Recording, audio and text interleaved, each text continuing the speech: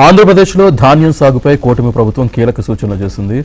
PR 126, 1010 రకాల సాగుకు దూరంగా ఉండాలని రైతులకు విజ్ఞప్తి చేస్తోంది. అధిక దిగుబడి ఉన్న మిల్లుల్లో ఎదురవుతున్న ఇబ్బందుల దృష్ట్యా ప్రత్యామ్నాయ వంగడాల వైపు చూడాలని కోరుతోంది. మరి ప్రభుత్వం చేసిన ఈ విజ్ఞప్తిపై అన్నదాతల స్పందన ఏంటి? అసలు ఈ రకాల వల్ల వస్తున్న సమస్యలేంటి?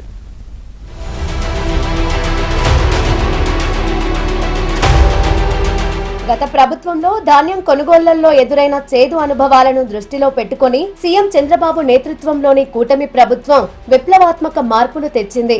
ధాన్యం అమ్మిన 24 గంటల్లోనే రైతుల ఖాతాల్లో డబ్బులు జమ చేస్తూ భరోసానిస్తోంది. అయితే పిఆర్ 126, 1010 రకాలను మిల్లింగ్ చేసేటప్పుడు 56% వరకు నూకలు వస్తున్నట్లు ప్రభుత్వం గుర్తించింది. దీంతో ఈ రకాల సాగుపై రైతులకు ముందస్తు హెచ్చరికలు జారీ చేసింది. ఈ అంశంపై పౌర సరఫరాల శాఖ మంత్రి నాదెండ్ల మనోహర్ మిల్లర్లతో ప్రత్యేకంగా సమీక్షించారు. రాష్ట్రంలో ఈ రకాలను ఆడే మిల్లులు చాలా తక్కువగా ఉన్నాయని, దీనివల్ల కొనుగోలు ప్రక్రియలో రైతులకు ఇబ్బందులు ఎదురవుతున్నాయని ఆందోళన వ్యక్తం చేశారు. ఎన్టీఆర్ జిల్లాలో 25 మిల్లులు ఉంటే కేవలం 5 మాత్రమే బ్రోకెన్ రైస్ ఆడే సామర్థ్యం కలిగి ఉన్నాయని, అందుకే వచ్చే సీజన్ నుంచి రైతులు ఇతర వంగడాల వైపు వెళ్లాలని విజ్ఞప్తి చేశారు. ఈసారి కూడా తీసుకుంటాం, కానీ దయచేసి నెక్స్ట్ ఇయర్ నుంచి మాత్రం మీరు ఈ పంటకి మీరు వెళ్ళినప్పుడు మీరు పిఆర్ 126 తర్వాత 1010 తీసుకోదనే ఆలోచన రైతాంగంలో కల్పించాలని క్షేత్రస్థాయిలో అధికార యంత్రాంగాన్ని అందరినీ కూడా మేము అప్రమత్తం చేశాం. గౌరవ ముఖ్యమంత్రి గారు కూడా దీని గురించి అనేక సందర్భాల్లో ప్రజలకు అర్థమయ్యే విధంగా చెప్పుకుంటూనే వస్తూ ఉన్నారు. కారణాలు ఏంటంటే బ్రోకన్స్ దీంట్లో నార్మల్గా 25%, 24% బ్రోకన్స్ ఉంటే ఈ రెండు వెరైటీలకి ఈ సంవత్సరం సుమారు 45 నుంచి 50% వరకు కూడా వస్తున్న సందర్భాలు మేము టెస్ట్ చేస్తున్నప్పుడు చాలా క్లియర్గా మాకు రైతు సహాయ కేంద్రాల్లోనూ ధాన్యం కొనుగోలు కేంద్రాల్లో కూడా మాకు క్లియర్గా దీని గురించి మాకు అవగాహన వచ్చింది. దాని ప్రకారంగానే మిల్లర్స్ని అప్రమత్తం చేసి రైతులకు ఇబ్బంది కలగకుండా ఉండడానికి కోసం ప్రయత్నం చేస్తూనే ఉన్నాం. ప్రభుత్వ సూచనలపై రైతుల నుంచి భిన్నాభిప్రాయాలు వ్యక్తమవుతున్నాయి.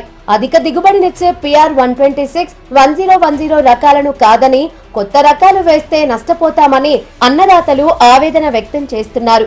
తమకు నష్టం కలగకుండా అదే స్థాయిలో ఆదాయం వచ్చే ప్రత్యామ్నాయ మార్గాలను ప్రభుత్వం చూపాలని కోరుతున్నారు. రైతులు పండించాలి, రైతులు ప్రోత్సహించాలి. ఈ టైంలో ఇప్పుడు ప్రతి పైరులోనూ రైతు బాగా నష్టపోతున్నాడు.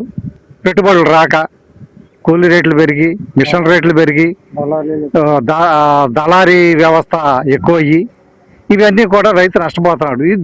దీని నుంచి కాపాడే ప్రత్యామ్నాయంగా సైంటిస్టులు కొత్త వంగడాలు కనిపెడితే అవి మీరే వేయొద్దని మీరు సిఫారసు చేయటం ఇది పద్ధతి కాదు. ఇది ప్రభుత్వం చర్య. ఈ ప్రభుత్వం నుంచి ఇటువంటి సంకేతాలు రావటం దురదృష్టకరం. బాగా గిట్టుబాటు ధర సరిగా అందట్లేదు. మీరు వంగడాలేమో వేయొద్దు అంటున్నారు, 10-26 వేయొద్దు అంటున్నారు. మాకు పండేది ఆ పంట, మా జీవనం కూడా వాటి మీదే జరుపుతున్నాము. మాకు అందుకు కూలి కూడా సరిగా గిట్టుబాటు ధర రావట్లేదు. రైతులకు నష్టం కలగకుండా 8.93 కోట్ల గన్ని సంచులను ముందస్తుగా సిద్ధం చేసినట్లు ప్రభుత్వం చెబుతోంది. అలాగే ఇతర జిల్లాల మిల్లులకు ధాన్యం పంపే వెసులుబాటు కల్పించింది. అయితే నూకల శాతం పెరగడం వల్ల మార్కెట్లో మంచి ధర రాదనేది ప్రభుత్వం చెబుతున్న మాట. వివాదాలకు తావు లేకుండా రైతులు భవిష్యత్తును ఆలోచించి ఇతర వెరైటీల వైపు మళ్లాలని మంత్రి మనోహర్ సూచిస్తున్నారు.